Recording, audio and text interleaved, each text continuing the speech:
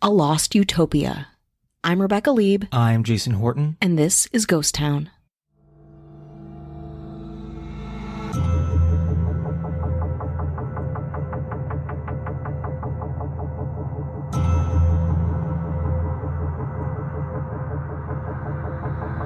Once upon a time, there was a town somewhere between Enid, Oklahoma, and Perry, Oklahoma. Its exact location, a mystery. It was a town comprised solely of women, and one more thing. No one knows if it ever actually existed. This is the story of the Bathsheba ghost town.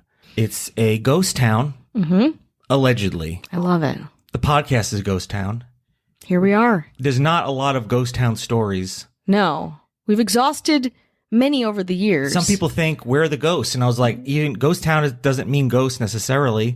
But I was like, well, you know what? Let me see if I can find one that I really like. And I think that's what we do. We find things that we like that kind of turn us on. That isn't like a Pizza Hut menu item. Like sometimes we got to get back to the roots of things, to the core. And this is a place that existed not long enough ago to not have records, but it is long enough ago to not have records. Yeah, it's in that liminal space of newspapers existed and people would print journalism in them, but also a lot of people didn't have birth certificates. Its alleged existence is in 1893. It was brought to light for the first time, or brought to people's consciousness, in 1961. Wow. Normally, I would not talk about something in the 1800s, or probably before 1930. Jason went there. But this all kind of came to light really in 1961, so we're back in my zone. That's right, your sweet spot. I'm in my own lane here. But the Bathsheba ghost town only lasted 12 weeks. So it was a short enough time to exist where there might not be a lot of records. Truly, it's a short retreat. If it was like, oh, this town existed for 10 years and there was no records, then we know, well, it probably didn't exist. Yeah. But for a few months, there's not even enough time to have roots to document things. Totally. And in some places in this period of time, it's not like things were like properly zoned and fluctuating land ownership. A lot of things could have been up in the air. Bathsheba was meant to be a utopia free of men. Initially, 33 females, 12 of which left in the first week. They're like, not into this. We're not into this for whatever reason. And the remaining members, after about 12 weeks, just up and disappeared. Just left Bathsheba, making it a ghost town. Okay. It's a swift cutting of the population. And where this all comes from, in 1961, Oklahoma historian Robert Cunningham retells a story of a Kansas reporter who discovered the town in 1893. So you have somebody telling a story of someone else's story, but that person is not named. Yeah. Okay. Tough. It's not urban legend necessarily. I guess you could put it in that category because it's not that strange. The way it's described, it's a little bit strange, but it's not straight. It's not like, oh, aliens came or people saw lights. So the urban legend part is, if you think it's an urban legend. Otherwise, it's just, is somebody retelling a story and be purposefully misrepresenting this information if it actually exists? Or do they remember it differently? Or is it passed down? Or do they just want to tell an interesting story? And they're like, hey, let me tell you a story about something that happened 70 years ago from 1961. Well, you think about the 60s too, and I don't know anything about this author. Are they related to someone who may have settled there? Are they an anti-feminist person who's seeing women taking birth control and having more freedoms? And they're like, whoa, let's take that down a notch. You guys had a city at one point. Let this be a cautionary tale. Yeah, we don't know. It's like history is told by the victors, so we're not sure what perspective this man has or what vested interest he has in this information. According to this reporter in 1893, he was riding through Oklahoma and stumbled upon a prairie town that was made up entirely of women. He's thinking probably, ooh la la. This is great. Allegedly, the village had a mayor and a police chief, and the police chief's job was to keep men out. I love that. Not only no men, no male animals. That's more difficult. No roosters, ox. I'm not familiar with the genders of animals, but is it rooster? You didn't do your research. No. Rooster, hens, mare, and stallion. What oxen? Oxen and Cows. Carmel. Bulls and cows. Bulls and cows. Yeah, okay. yeah, that's right. Okay. We straightened it They're out. non grata. And the police chief, who's female, and according to this story, to keep from getting shot by her, the reporter took a strong pair of field glasses to observe the activities of Bathsheba. Oh, so he was like in a bush with some binoculars, just like ogling the women in a pond bathing. It's a 90s movie. I don't adventure? silence journalists. Okay. But you know what I do? Take breaks. An audio drama for adults. Love is a word many use carelessly. I love you. I love you. I love you. I love you. My sweet. Do you want a roommate or a lover? Can't say I've ever been in love, but I think you're in love. I like her sense of humor. I like her honesty. I love her ass. My sweet. Sometimes I really hate you. I hate you. He hates me and I hate him. You don't even know what hate is. My sweet. I hate you. I hate it when I'm right. I hate when you say that. I hate sleeping alone. I hate Texas. What do you love about her? What do you love about her? Does a man exist on this planet who will love her more than you? How can I expect her to love a man that she's afraid of? Find Wolf Brothers Saga on iTunes, Spotify, or wherever you listen to podcasts. I love you. No Lie is brought to you by iTrust Capital. By now, you've probably heard all about cryptocurrencies like Bitcoin. You might even already be investing in them. But did you know you can invest in cryptocurrencies through your retirement account?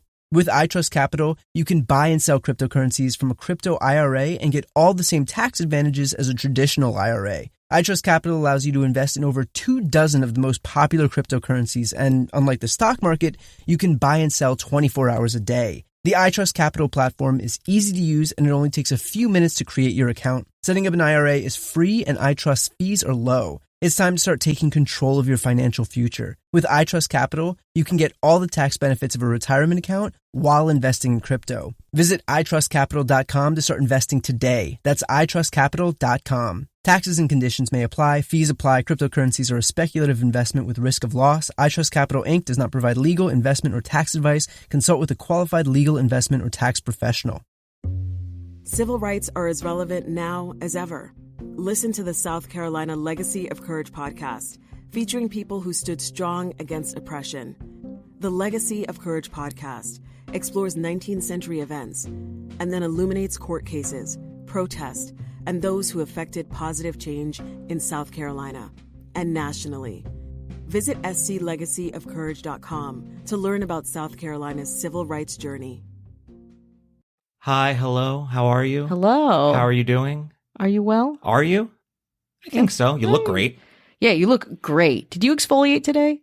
They definitely did. Yeah, I can hear your scrubbedness. I don't see. Through the There's no airwaves. frown lines. There's no crow's feet. Through space and time. You look great to us. We're also very easy to impress. Oh, Easy very to low please. expectations, too. Yeah. Yeah. You don't want to see our faces. No, you don't want to see our You look good to faces. us, all right? We want to say hello to anyone who's listening, anyone who supports the show, shares the message. Mm-hmm. And what is the message?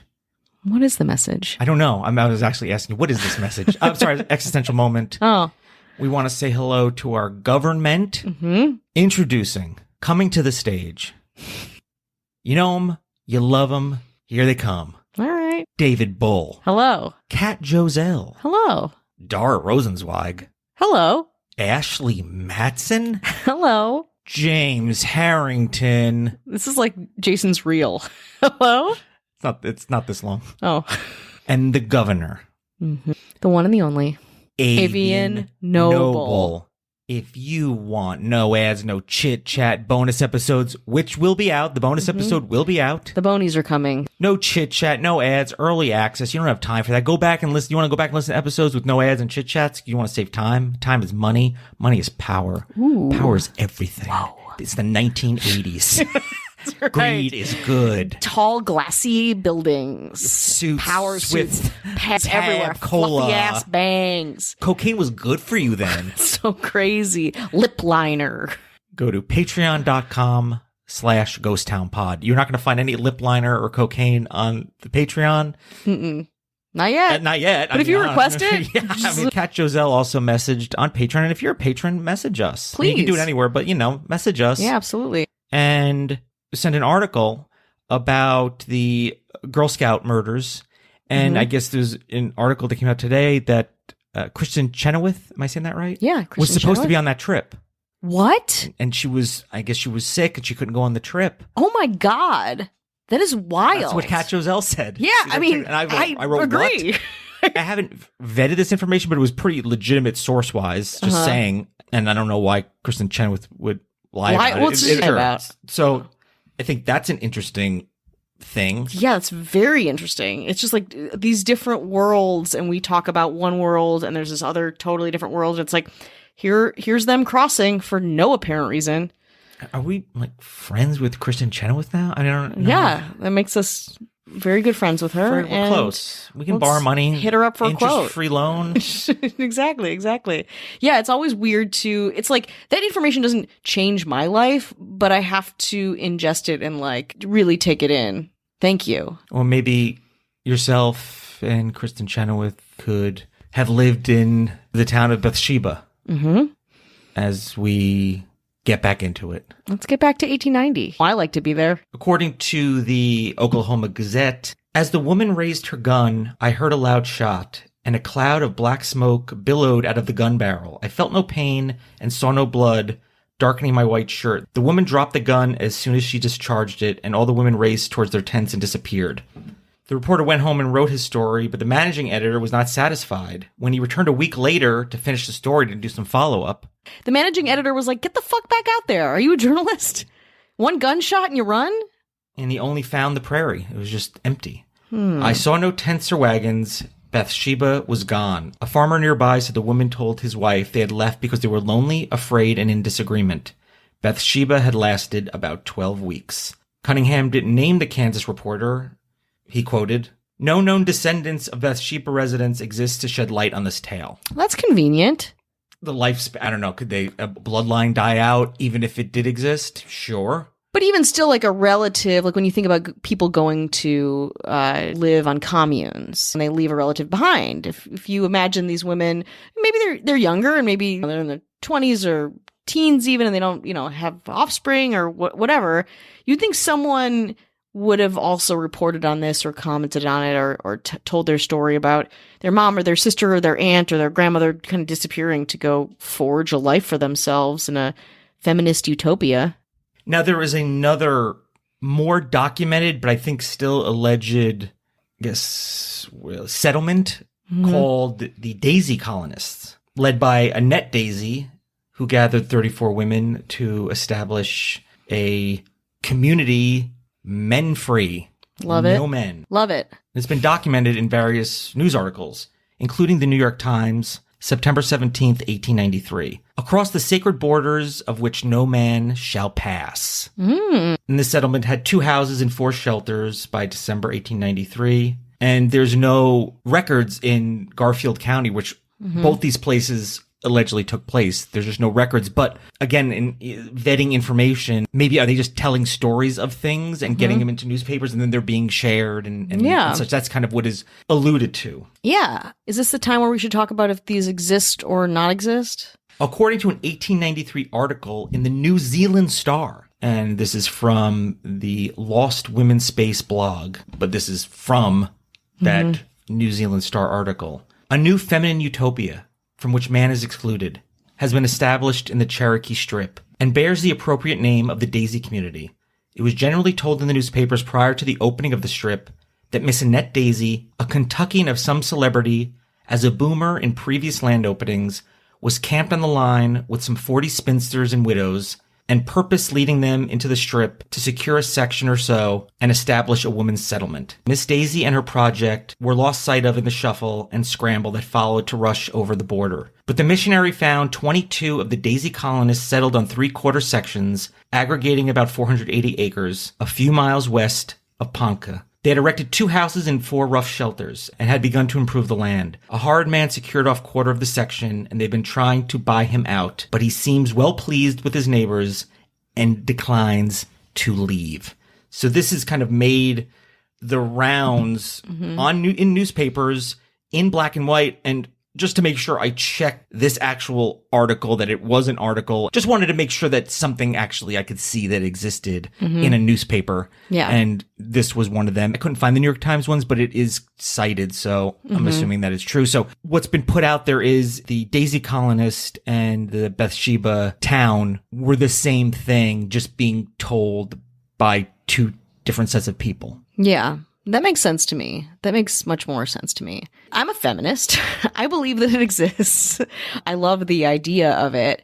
I think women are scary, and the idea of women having their own colony and governing themselves, especially at this time, is a very scary prospect to men, especially the Western expansion that was happening there. The idea of women taking laws and jurisdiction into their own hands and shooting at men and not wanting them in is incredible. It's still threatening now to men, incredibly threatening to men at this point in time, given this kind of free-for-all landscape that was happening and taking land and creating colonies and moving westward and all of that. That being said, I remember when you said Bathsheba, I was like, who is that in the Bible? And I didn't believe that it was real, because no woman would name her own colony Bathsheba, because Bathsheba was, according to Wikipedia, the wife of Uriah the Hittite and later of David. According to the Old Testament, the mother of Solomon, succeeded David as king, made her the queen mother. She's best known for the biblical narrative in which she is summoned by King David, who had seen her bathing and lusted after her.